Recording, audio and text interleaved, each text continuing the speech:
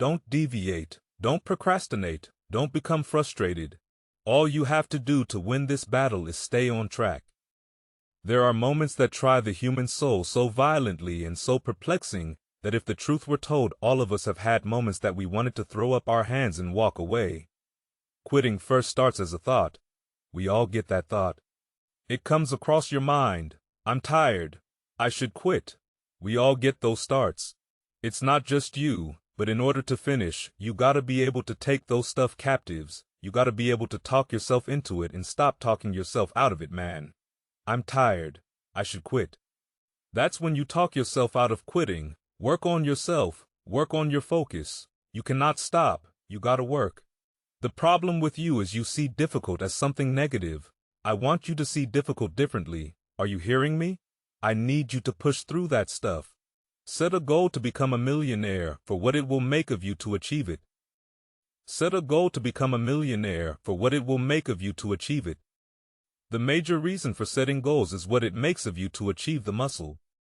You must develop the thinking, you must develop the skills, you must develop the person, you must develop what you must know about the marketplace and how to serve the customer and how to do the deal. All the stuff you learn and become, and learn and become, and learn and become. That's what's valuable. That's why you go for something fairly lofty. Don't join an easy crowd for the expectations are low or where they don't care. The problem with that is you won't grow. Go where the expectations are high. Go where you're challenged to study, read, change, develop, learn the next skill, because it's the challenge that creates the muscle, the mental muscle, the focal muscle, the actual physical muscle to become better, stronger, wiser, more unique. You don't belong at the bottom, and it's time for you to get your butt from down there. It's time for you to stop being comfortable at the bottom, get your butt up and get to where you're supposed to be.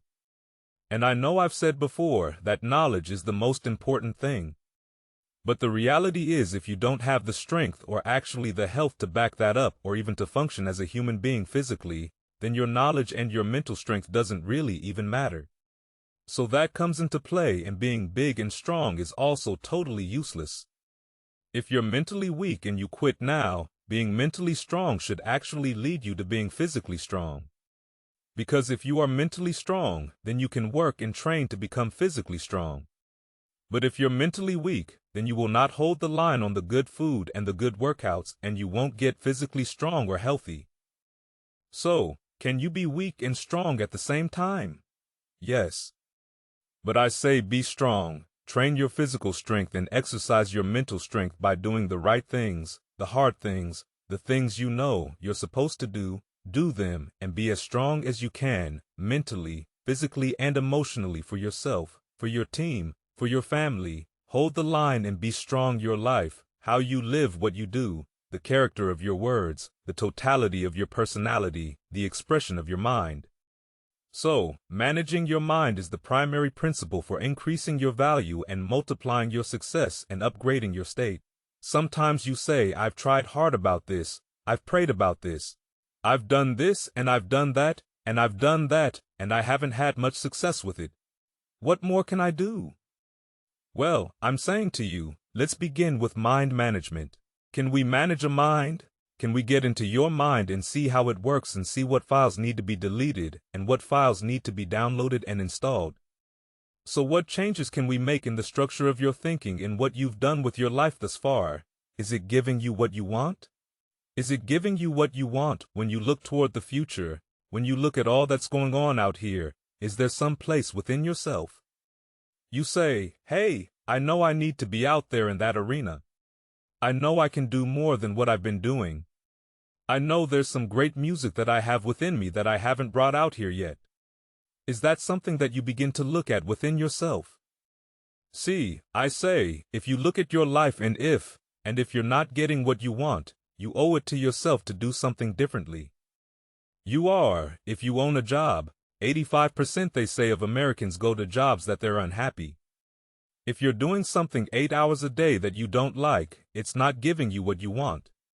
It's not giving you a strong feeling of satisfaction and fulfillment. You're miserable. You hate to go there. You're depressed, just thinking about it. You sing the Thank God, It's Friday song every week. If that's what it is, you owe it to yourself to start strategically working to change directions. See, but you know what most people do. Most people will resist change. Most people will fight change as if change would be worse than what they're experiencing. See, they know this, they're familiar with this. Most people will not challenge the unknown, they won't just step out there. See, there's certain things that's got to be in place. They got to see it all together, and life isn't like that. That's not how you grow. So as you look at your life, you're saying, I'm not getting what I want.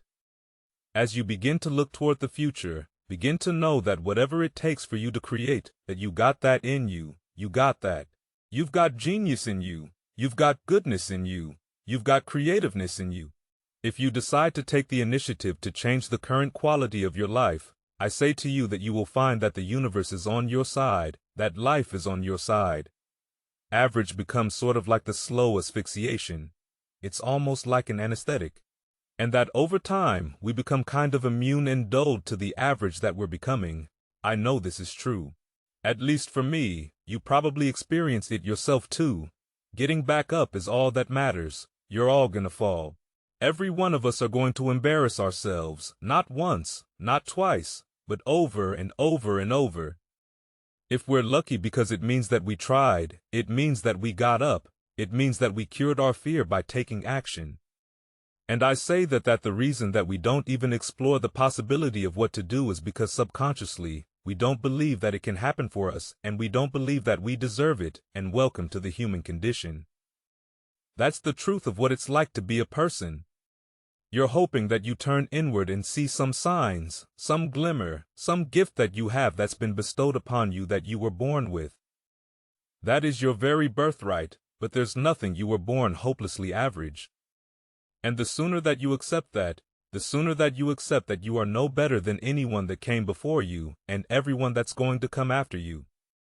But all of us have potential, and it is very important to understand that we function better if there is no safety net, because Plan B becomes a safety net. It says that if I fail, then I fall and I get picked up, and I have something else there that will protect me, and that's not good. But first, we have to be willing to step into it. And this conversation, when we talk about biohacking, changing our body, changing the way it operates for us, but I also have to biohack my mindset in so many things, biohack my conversation, my belief around me being able to touch the world, that I'm worthy of that. So I'm saying that as you begin to look at where you want to go, if you want to make it today and things are changing so fast, you have to literally run to stand still. I'm saying that you've got to make some conscious effort to begin to work to develop you. Here's something else. Most people are not living their dreams because of fear. Ladies and gentlemen, fear, limited vision, and lack of self-esteem is what keep most people doing things they don't want to do. And they think that this is it, and this is all they deserve. This is all they've ever seen. It's been passed on to them, and they think that this is it for them. Stuff gets better if we work at it and we stay focused on where we're going. It doesn't immediately get all solved. This is going to be an ongoing project, and it's a project of citizens, and it will be imperfect, but over time, is it better?